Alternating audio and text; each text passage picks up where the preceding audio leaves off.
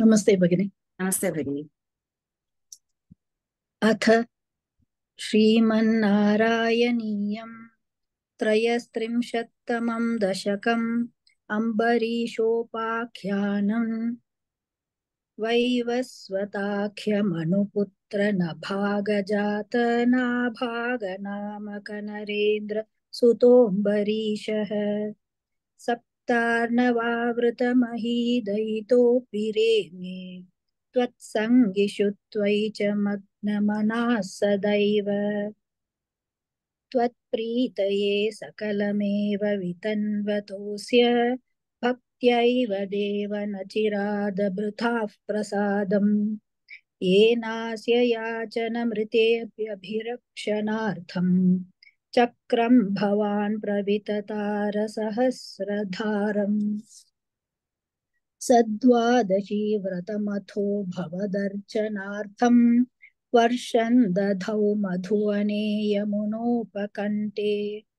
पत्न्या समं सुमनसा महती वितन्मन् पूजां द्विजेषु विसृजन् पशुषष्टिकोटिम् तत्राथ पारणदिने भवदर्चनान्ते दुर्वाससास्य मुनिना भवनं प्रपेदे भोक्तुं वृतश्च स नृपेण परार्तिशीलः मग्धन् जगाम यमुना नियमान् विधास्यन् राज्ञाथ पारणमुहूर्तसमाप्तिखेदात् क्वारैव पारणमकारि भवत्परेण प्राप्तो मुनिस्तदथ दिव्यदृशा विजानन् क्षिप्यन् क्रुधोद्धृतजटो विततान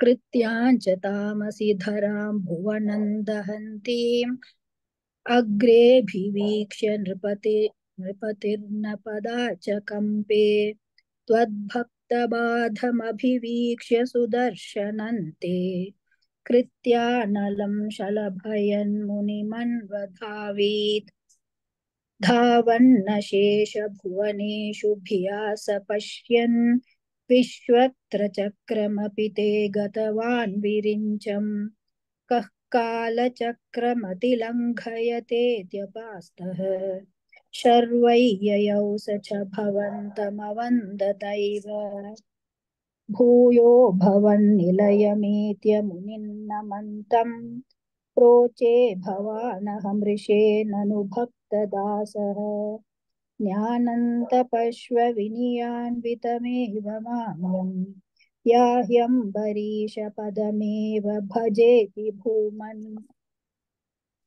तावत्समेत्य मुनिना स गृहीतपादः राजापसृत्य भवदस्त्रमसावनौषीत् चक्रे गते मुनिरदादखिलाशिषोऽस्मै त्वद्भक्तिमागसि कृतेऽपि कृपाञ्च शंसन्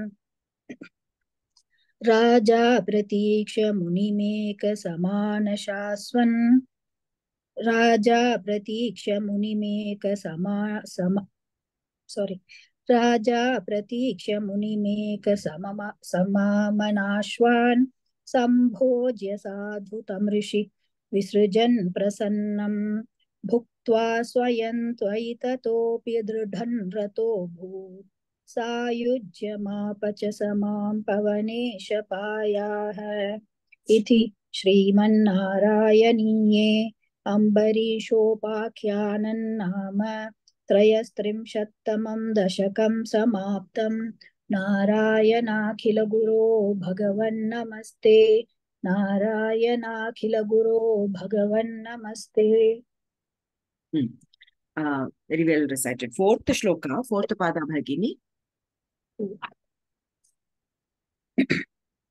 मन्दन् जगाम यमुनान् Correct. Now it came correctly. Eighth shloka, third pada. ज्ञानन्तपश्वविनयान्वितमेव मान्यम् Correct. Tapashva. I heard Tapashva. Now it is Tapascha. You are saying no? तपश्च भगिनी. Correct. Correct, Bhagini. That's it. धन्यवादः भगिनी. धन्यवादः. नमस्ते भगिनी. Namaste. 1 second, Bhagini. नमस्ते भगिनी. राधा.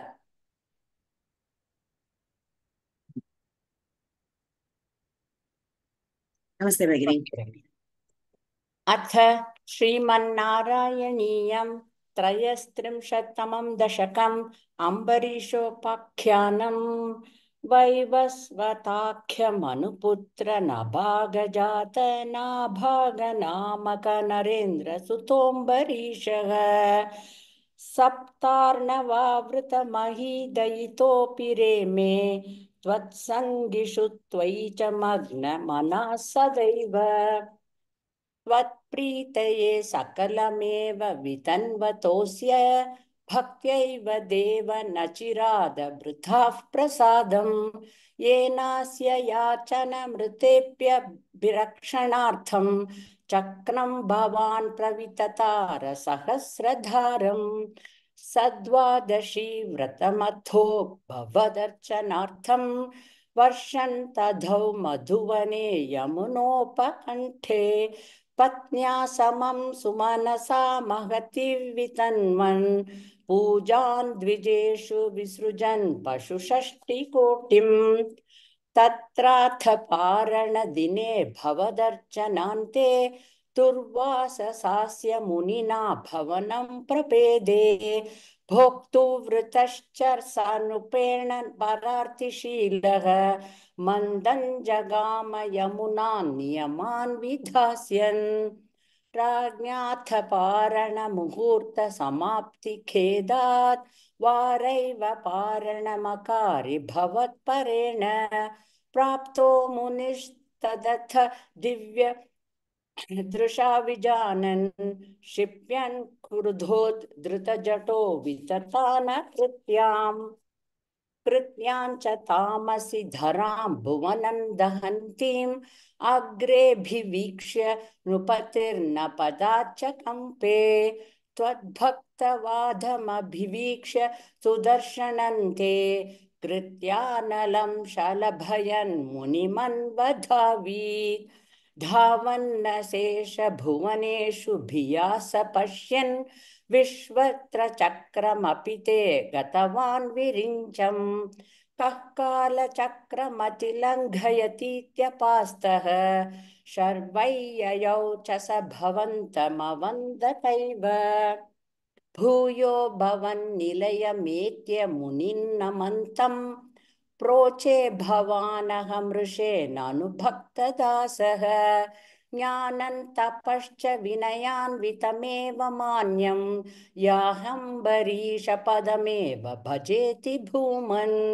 तावत् समेत्य मुनिना स गृहीतपादः राजापसृत्य भवदस्त्रमसावनौषीत् चक्रे गते मुनिरदादखिलाशिषोऽस्मै त्वद्भक्तिमागसि कृतेऽपि कृपाञ्च शंसन् राजा प्रतीक्ष मुनिमेकसमामनाश्वान् सम्भोज्य साधु तमृषि विसृजन् प्रसन्नं भुक्त्वा स्वयं त्वयि ततोऽपि दृढं रथोऽभूत् सायुज्यमाप च समां पवनेशपायाः इति श्रीमन्नारायणीये अम्बरीषोपाख्यानं नाम त्रयस्त्रिंशत्तमं दशकं समाप्तं नारायणाखिल गुरो भगवन्नमस्ते नारायणाखिल गुरो भगवन्नमस्ते. Well recited, Bhagini. Can you please only repeat 7th shloka, 4th pada? Sure. शर्वय्ययौ च स Sacha. भवन्तमवन्दतैव. It's not chasa, it is sacha. शर्वय्ययौ स च भवन्तमवन्दतैव. Correct. Thanks. That's it, Bhagini. नमस्ते भगिनी. Namaste, Bhagini. अथ श्रीमन्नारायणीयं त्रयस्त्रिंशत्तमं दशकम् अम्बरीषोपाख्यानम् वैवस्वताख्यमनुपुत्र नभागजातनाभागनामक नरेन्द्र सुतोऽम्बरीषः सप्तार्णवावृतमहीदयितोऽपि रेमे त्वत्सङ्गिषु त्वयि च मग्नमनाः सदैव त्वत्प्रीतये सकलमेव वितन्वतोऽस्य भक्त्यैव देव न चिरादभृताः प्रसादम् येनास्य याचनमृतेऽप्यभिरक्षणार्थम् चक्रं भवान् प्रविततार सहस्रधारम् सद्वादशी व्रतमथो भवदर्चनार्थम् वर्षन् दधौ मधुवने यमुनोपकण्ठे पत्न्या समं सुमनसा महतीवितन्वन् पूजान् विजेषु विसृजन् पशुषष्टिकोटिम् तत्राथ पारणदिने भवदर्चनान्ते दुर्वाससास्य मुनिना भवनं प्रपेदे भोक्तुवृतश्च स नृपेण परार्तिशीलः मन्दं जघाम यमुनां नियमान् विधास्यन् राज्ञाथ पारणमुहूर्तसमाप्तिखेदात् वारैव पारणमकारि भवत्परेण प्राप्तो मुनिस्तदथ दिव्यदृशा विजानन् क्षिप्यन् क्रुधोद्धृतजठो विततान कृत्याञ्च तामसि धरां भुवनं दहन्तीम् अग्रेऽभिवीक्ष्य नृपतिर्न पदा च कम्पे त्वद्भक्तबाधमभिवीक्ष्य सुदर्शनन्ते कृत्यानलं शलभयन् मुनिमन्वधावीत् धावन्न शेषभुवनेषु भियास पश्यन् विश्वत्र चक्रमपि ते गतवान् विरिञ्चम् कः कालचक्रमतिलङ्घयतीत्यपास्तः शर्वै ययौ स च भवन्तमवन्दतैव भूयो भवन्निलयमेत्य मुनिन्नमन्तम् प्रोचे भवानहमृषे ननु भक्तदासः ज्ञानन्तपश्च विनयान्वितमेव मान्यम् याह्यम्बरीषपदमेव भजेति भूमन् तावत् समेत्य मुनिना स गृहीतपादः राजापसृत्य भवदस्त्रमसावणौषीत् चक्रे गते मुनिरदादखिलाशिषोऽस्मै त्वद्भक्तिमागसि कृतेऽपि कृपाञ्च शंसन् राजा प्रतीक्ष्य मुनिमेकसमामनाश्वान् सम्भोज्य साधु तमृषिं विसृजन् प्रसन्नम् भुक्त्वा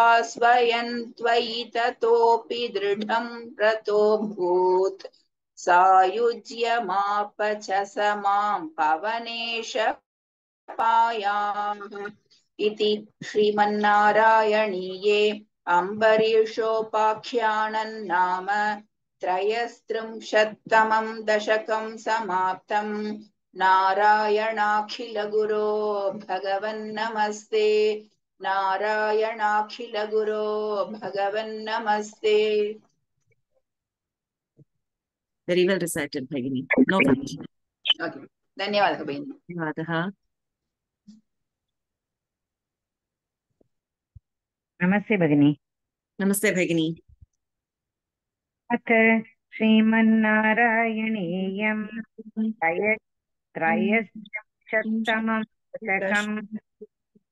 त्रयस्त्रिंशत्तमं दशकम् अम्बरीशोपाख्यानम् वैवस्वताख्यमनुपुत्र नभागजातनाभाग नाम तनरेन्द्रसुतोऽम्बरीषग सप्तानवावृतमहीदयितोऽपि रेमे त्वत्सङ्गिषु त्वयि च मग्नमना सदैव त्वत्प्रीतये सकलमेव वितन्वतोऽस्य भक्त्यैव देव न चिरादभृता प्रसादम् येनास्य याचनमृतेऽप्यभिरक्षणार्थम् चक्रं भवान् प्रविततारसहस्रधारम् सद्वादशीव्रतमथो भवदर्शनार्थं पश्यन् दत्तौ मधुवने यमुनोपकण्ठे पत्न्या समं सुमनसा महती वितन्वन् भूजान् द्विजेषु विसृजन् पशुषष्टिकोटिम् तत्रादपारणदिने भवदर्शनान्ते दुर्वाससास्य मुनिना हवनं प्रपेदे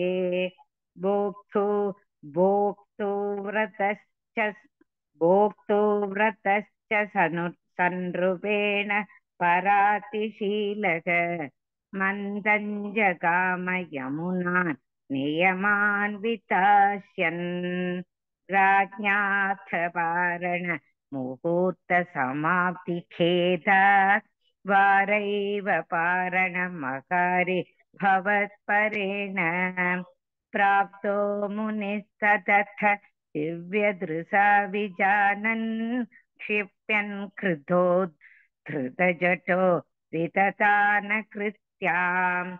कृत्यां च तामसिधरां भुवनन्दहन्ती अग्रेभिवीक्ष्य नृपतेर्न पथा च कम्पे तद्भक्तपादमभिवीक्ष्य सुदर्शनन्ते कृत्यानलं शलभयन् मुनिमन्वधावीत्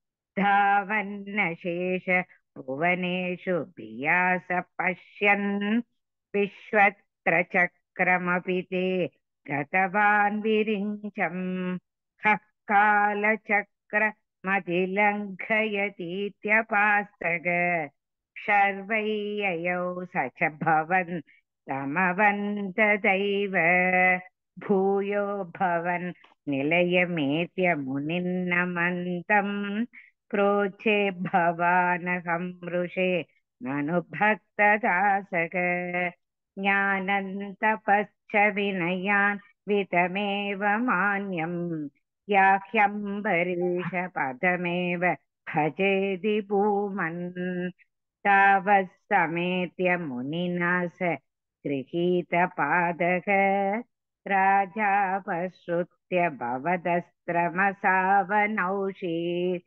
चक्रे गते मुनिरता दखिलाक्षिचोक्ष्मै त्वद्भक्तिमागसि कृतेऽपि कृपाञ्च शंसन् राजा प्रतीक्ष्य मुनिमेटस मामनाश्वान् सम्भोज्य साधु तं ऋषिं विसृजन् प्रसन्नं भुक्त्वा स्वयं त्वयि ततो विदृढं रतोऽभूत् सायुज्यमाप च समां पवनेश पायाः इति श्रीमन्नारायणीये त्रयस्त्रिंशत्तमम् अम्बरीशोपाख्यानं नाम त्रयस्त्रिंशत्तमं दशकं समाप्तम् नारायणाखिलगुरो भगवन्नमस्ते नारायणाखिलगुरो भगवन्नमस्ते. Good, Bhagini. Please repeat fourth shloka, third pada. fourth sloka, third pada. भोक्तुवृतश्च भोक्तुवृतश्च सन्नुपेन परातिशीलः. Now it came correctly. Fifth shloka, second pada. वारैव पारणमकारे भवत्परेण राज्ञातपारणमुहूर्तसमाप्तिकेत वारैव पारणमकारे भवत्परेण. Correct. Earlier you added visarga to that. Now it is correct. Correct, Bhagini. धन्यवादः. धन्यवादः.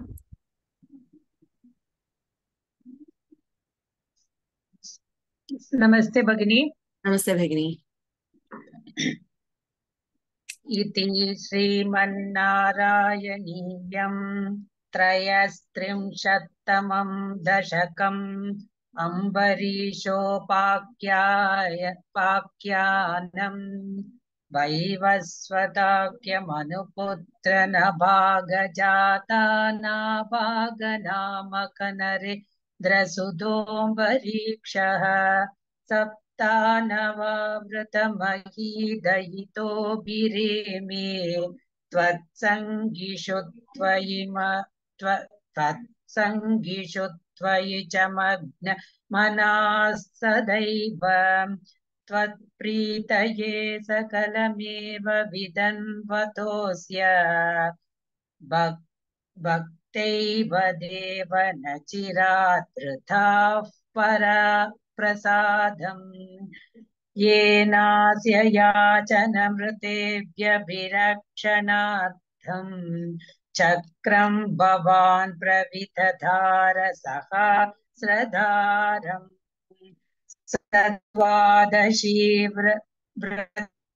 शत्वादशीव्रतमतो भवदर्शनार्थम् वर्षं ततो मधुवने यमुनोपकण्ठे पत्न्या समं सुमनसा महतिर्विधन्वन् पूजान् द्विजेषु विसृजन् पशुषष्टिकोटिम् तत्रातपारणदिने भवदर्जनान्ते दुर्वाससास्य विना भवनं प्रभाते भोक्तुवृतश्च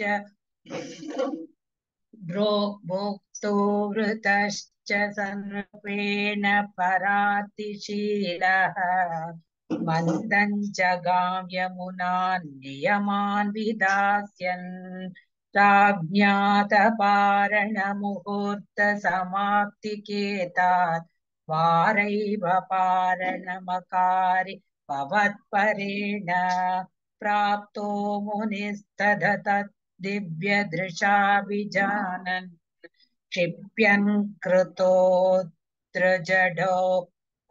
कृतजडो विदतान् कृत्यान् च तामसितरां भुवनं दहन्ते अग्रेऽभिवीक्ष्य नृपतेर्न पदान् च कम्पे त्वद्भक्तपादमभिवीक्ष्य सुदर्शनन्ते कृत्यानलं चलयपयन् मुनिमन् वदाभीत् तावन्न शेषभुवनेषु भियास पश्यन् विश्वद्रचक्रमपि ते गतवान् विरिञ्चम् कक्कालचक्रमधिलङ्कय दीत्यपास्तः शर्वैययौ स च भवन्तमवन् तदैव भूयो भवन्निलयमेत्य मुनिनन्नमन्तम् रोचे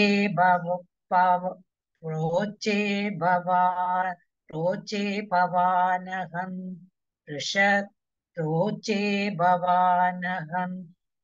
ऋषेतनुभक्त दासः ज्ञानं तपच्च विनयान् विधमेव मान्यम् यायं परीक्षपदमेव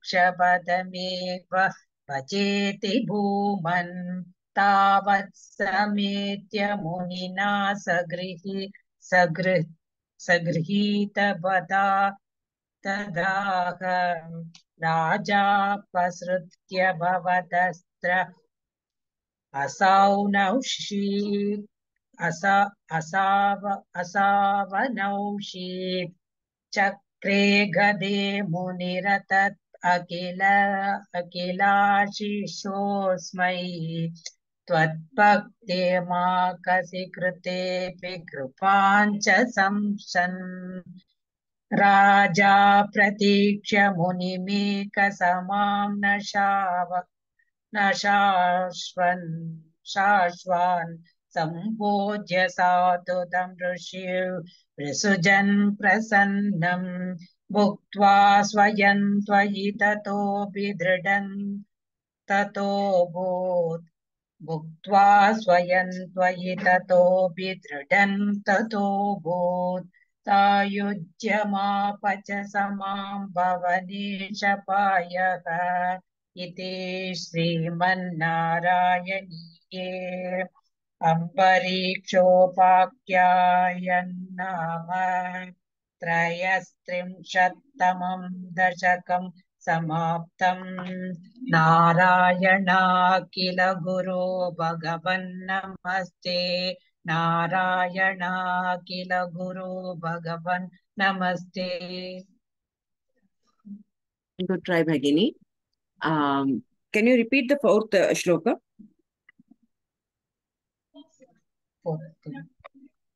तत्रातपारणदिने भवदर्चनान्ते दुर्वाससास्य मुनिना पवनं प्रपेते भोक्तु वृतश्च सन्नृपेण परातिशीलः मन्दं जगाम यमुना नियमान् विदास्यन्.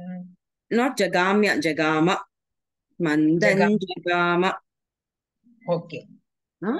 Okay. Mandan Sixth jagama. shloka. Sixth shloka, fourth pada, Bhagini.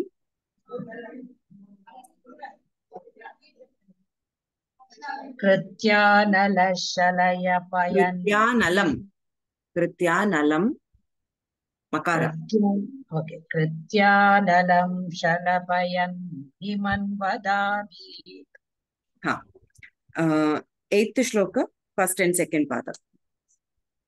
भूयो भवन्निलये Nilayametya. भूयो भवन्निलयमेद्य मुनिन्नमन्तम्. Correct.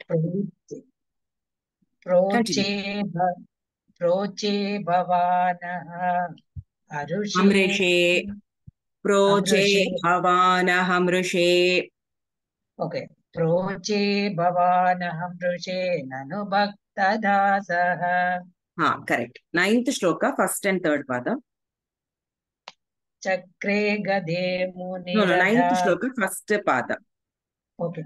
तावत् समेत्य मुनिना सगृहीतपदाः गृहीतपादः राजापसृत्य भवतस्त्र Masavanaushit. असावनौषीत्. No, masava. Okay. Tastra masavanaushit. Okay.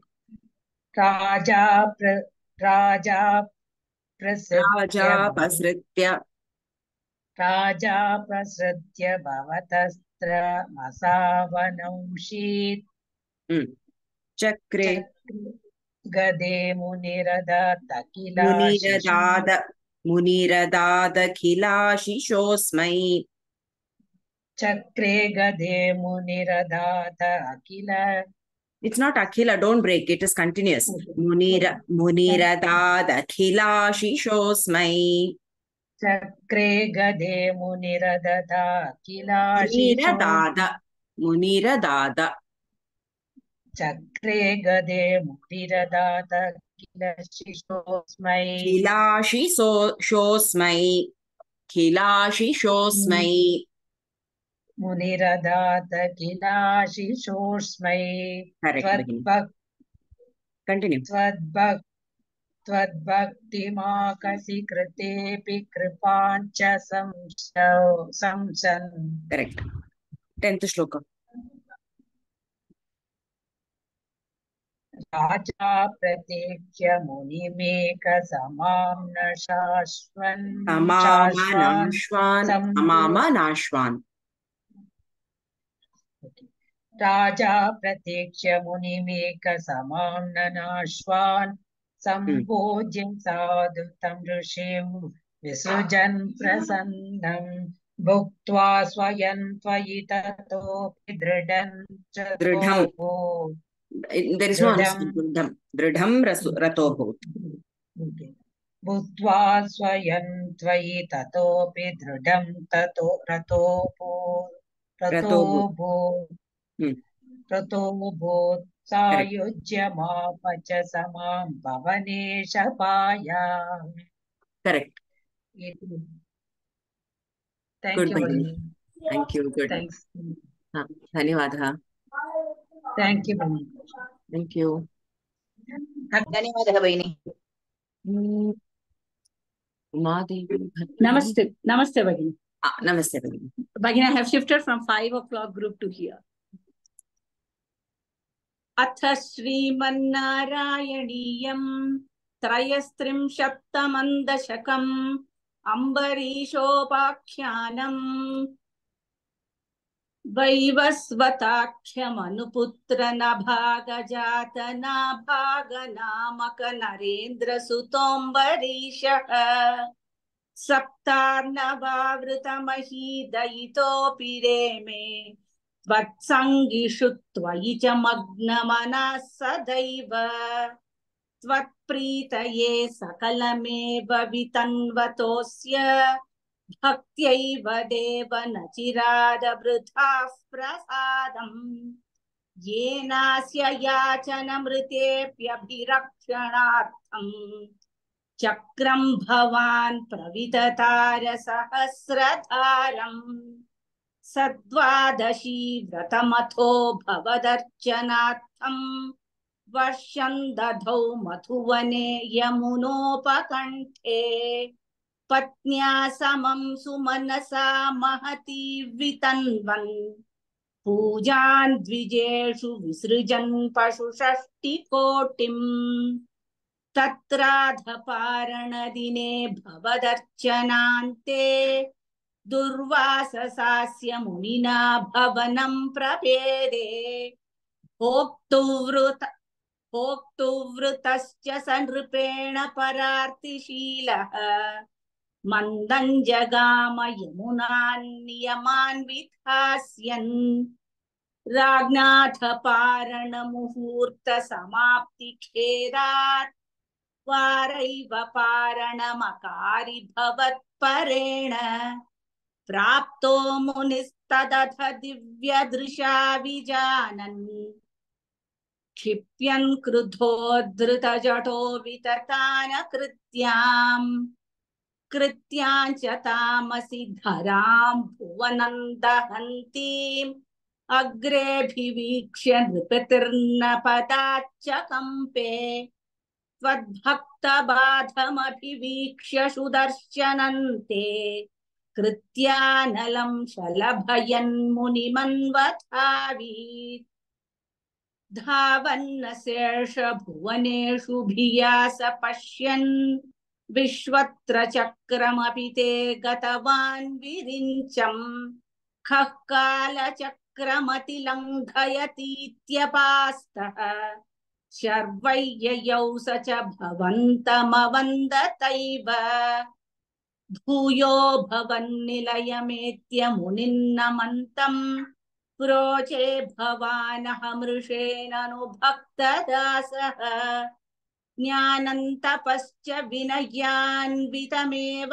मान्यम् याह्यम्बरीषपदमेव भजेति भूमन् तावत् समेत्य मुनिना स गृहीतपादः राजापसृत्य भवदस्त्रमसावनौषीत् चक्रे गते मुनिरदादखिलाशिषोऽस्मै त्वद्भक्तिमागसि कृतेऽपि कृपाञ्च शंसन् राजा प्रतीक्ष्य मुनिमेकसमामनाश्वान् सम्भोज्य साधु तमवृषिवृसजन् प्रसन्नम् भुक्त्वा स्वयं त्वयि ततोऽपि दृढरतोऽभूत् भुक्त्वा स्वयं त्वयि ततोऽपि दृढं रतोऽभूत् सायुज्यमाप च समां पवनेशपायाः इति श्रीमन्नारायणीये अम्बरीशचरितोपाख्यानं नाम त्रयस्त्रिंशत्तमं दशकं समाप्तम् नारायणाखिलगुरो भगवन्नमस्ते नारायणाखिलगुरो भगवन्नमस्ते. Well recited, Bhagini, but please repeat the title of the Dashakam. अम्बरीशोपाख्यानचरित अम्बरीशोपाख्यानम्. Correct. Correct. That's it, Bhagini. Well, Bhagini, should I vote out from the 5 o'clock batch? Or... ha. Yeah, thank you. Thank you.